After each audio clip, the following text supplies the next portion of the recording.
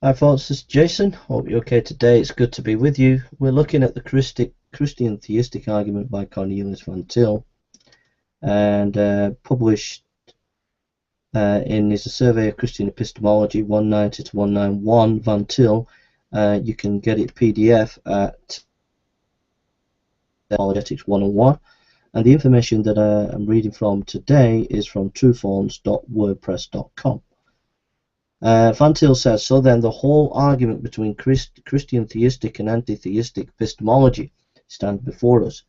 There is much that might still be discussed. It is possible to enter upon a profitable discussion of many details. However, it was our purpose to speak only of the most important matters.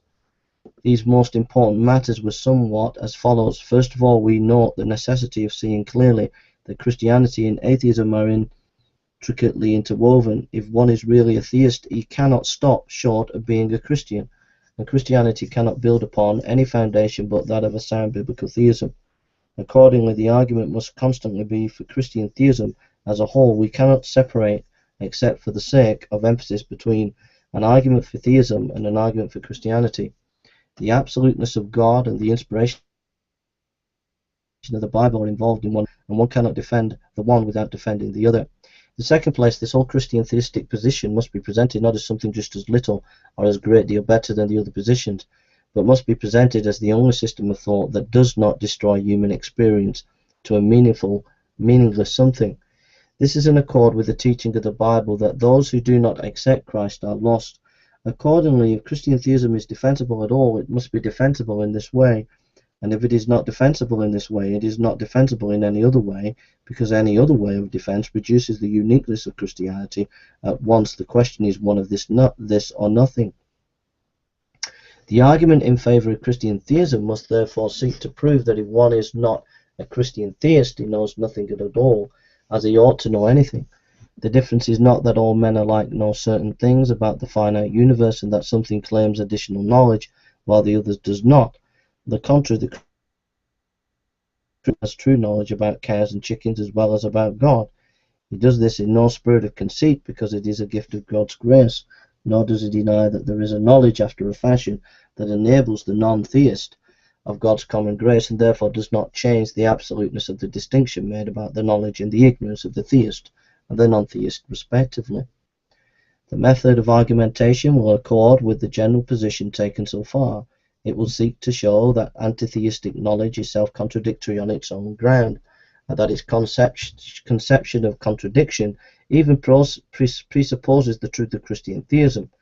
It must be the method of impossibility of the contrary, or that of the destruction of the enemy. It must show that the unequivocal reasoning is self-destructive. Meanwhile, Christian theism has the solemn duty to implicate itself even more deeply into the truth of God as it is revealed in nature and in Scripture till the end of time, in the formulation of what it seems to be the truth, in order that it may not lose its identity as time goes on, but that rather gain its distinctiveness, and therefore in its testimony to the world, mega veristus prevalente, prevalabet.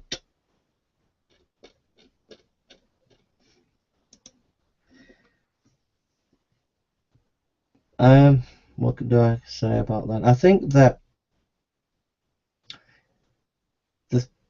basically what he's talking about there, I think, is an epistemological standoff between the skeptic and the Christian. And basically what Van Til is saying, okay, let's have a standoff. Let's see whose worldview actually is more realistic and consistent with reality. And basically, if we don't believe in God, you can't even know anything. You might know something after a fashion. You might know a little bit about reality, existential, not ontological foundation of knowledge, i.e., unless there is a God behind the material to make sure that we're not just living in a dream world, then we can't really ultimately know anything. We need to presuppose God in order to really know ultimately what we know. And I think this is the standoff that Van Til is saying in this argument. So basically, we ask the skeptic, how do you know what you know? I know that Seitan Brugengate asked this question, but we ask the question, we can ask, what's the foundation of your knowledge? And the answer to that really is ultimately there isn't one. That ultimately the conclusion is that the presupposition is, well, our foundation is like pragmatism, because it works or whatever. But ultimately, that's not enough. Reality exists and it needs to be explained, and it's either a dream, it's either imaginary, or there is some reason that we can have that it's not imaginary, and pragmatism will not save us. Pragmatism doesn't deal with the first order questions of reality.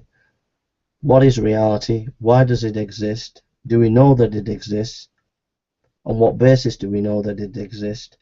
A pragmatic approach just avoids those questions and says, well, it works, we don't have to ask any more questions. But we do, because reality is there and these questions need to be answered.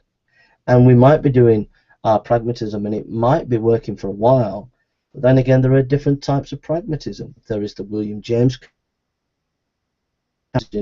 interested in showing religion had a role in society. There is the John Dewey kind of pragmatism, which was interested in democracy. There was the Pierce kind of pragmatism that was interested in the in development of science. So pragmatism can have various motives. So which pragmatism is the right pragmatism? What I'm trying to say is this, that there is a revival in the West at the moment of pragmatism, but pragmatism isn't going to save you from these hard, tough questions that you have to ask about reality. Is this world that we live in a dream world, or is it not? How do we know that it's not a dream world? The Christian position that God is faithful, honest, true, that he is all-powerful, is the best consistent precept that the reality is here, and why we can know what we know. Thank you for listening, and God bless you, and let me know what you think.